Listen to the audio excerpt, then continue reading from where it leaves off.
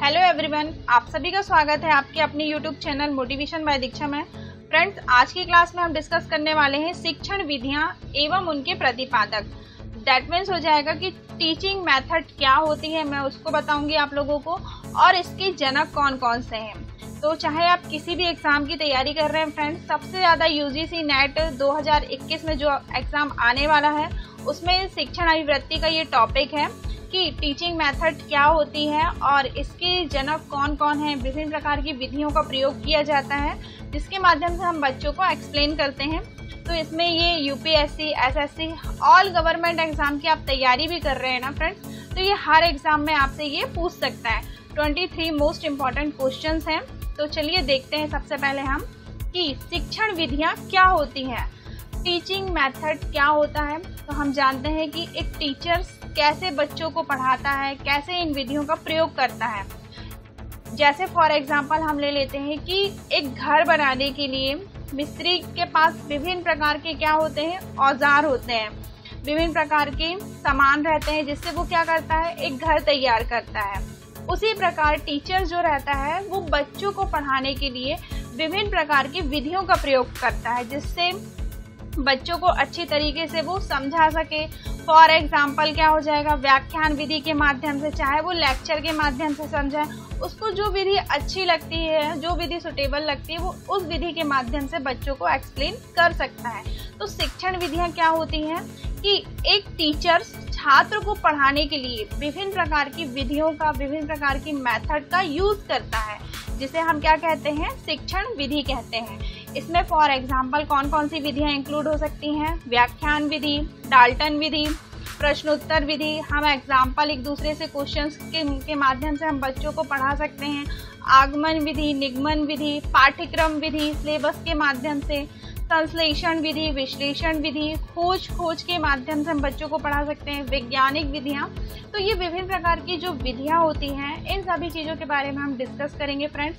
और इनके जो जनक हैं, इन विधियों को किन किन मनोवैज्ञानिक ने बताया है, जो कि मोस्ट इम्पॉर्टेंट है। हर एग्जाम में आपसे वस्तुनिष्ठ क्वेश्चंस पूछे जा सकते हैं, तो आप इस चीज़ को ध्यान से देखिए फ्रेंड्स। और अभी तक हमारे चैनल पे जो भी नए यूज़र हैं तो प्लीज़ चैनल को सब्सक्राइब कर लीजिए।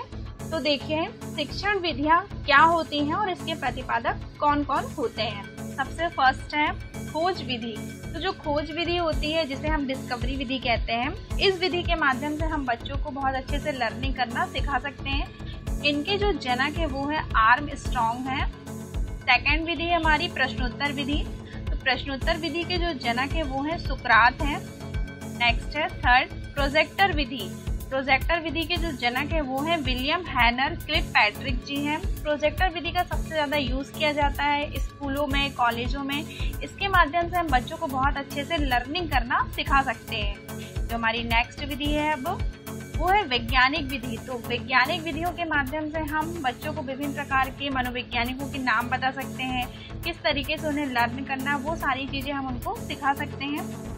इनके जो जनक है फ्रेंड्स वो हैं गुडबार, स्टैकस है। नेक्स्ट है हमारी समस्या समाधान। विभिन्न प्रकार की समस्याएं आती हैं।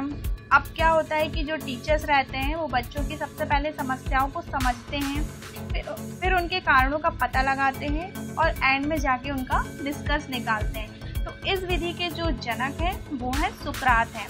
तो आप इस तरीके से याद कर सकते हैं फ्रेंड्स। जो प्रश्नोत्तर विधि है तो इनके जनक भी कौन है, सुकरात है।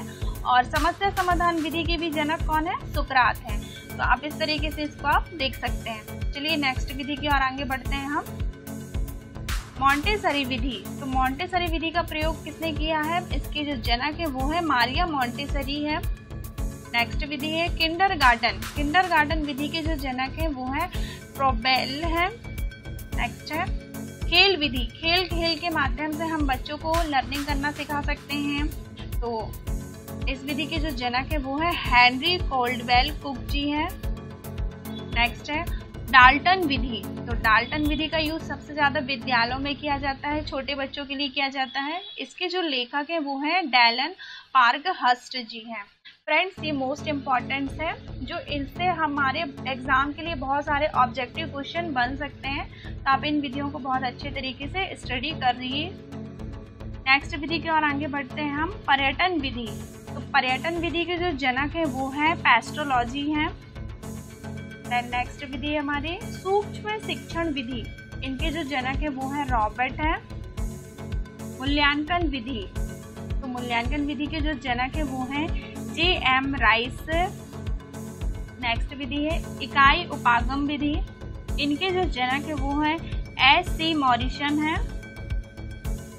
नेक्स्ट विधि की ओर आगे बढ़ते हैं हम।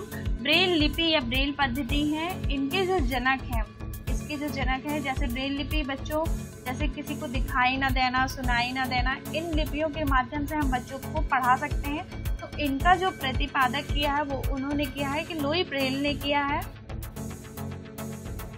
नेक्स्ट विधि हमारी प्रक्रिया विधि, प्रोसेस विधि का यूज जो किया है, इनके जो जनक है वो हैं कमैनियम है।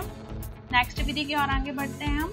बेसिक शिक्षा पद्धति, तो बेसिक शिक्षा पद्धति के जो जनक हैं वो है महात्मा गांधी हैं।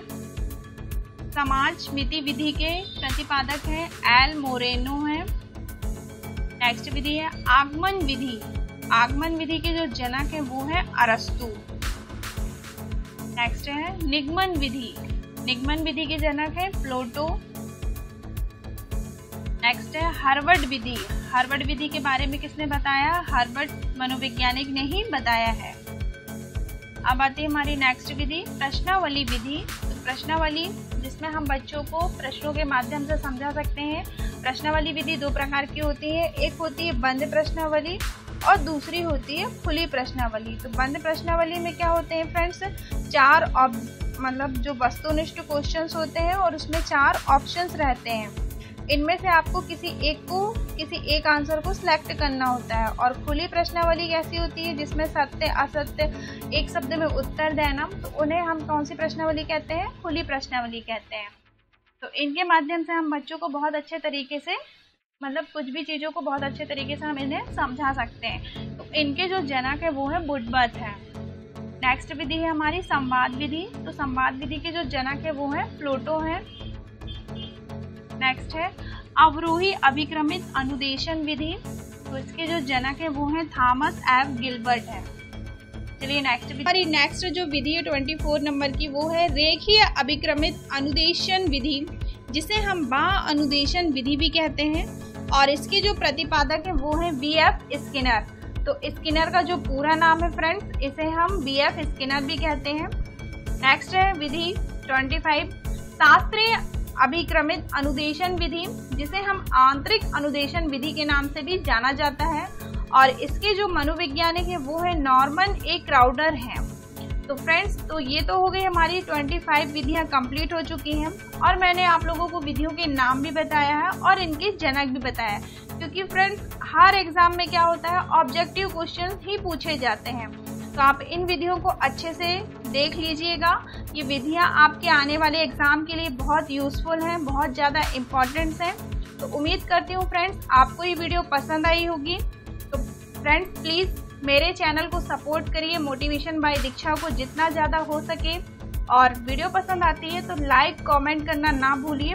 इसी तरीके से मैं आप लोगों के लिए नॉलेजेबल वीडियो लाती रहूँगी फ्रेंड्स। और हम नेट की प्रिपरेशन करेंगे, जो भी नेट के एग्ज़ाम की तैयारी कर रहा हो तो प्लीज़ हमारे चैनल से जुड़ जाइएगा। मैं आप लोगों के लिए हेल्प प्रोवाइड करूँगी। और नेट के हम धीरे धीरे जो भी कोर्स है हमारे नेट में, जो भी सिलेबस है, हम वो सारी चीज़ें कंप्लीट करेंगे। तो फ्रेंड्स मिलते हैं इसी तरीके से हम आपसे नेक्स्ट वीडियो पर बहुत जल्द। तो thanks for watching, like and subscribe this video. Thank you.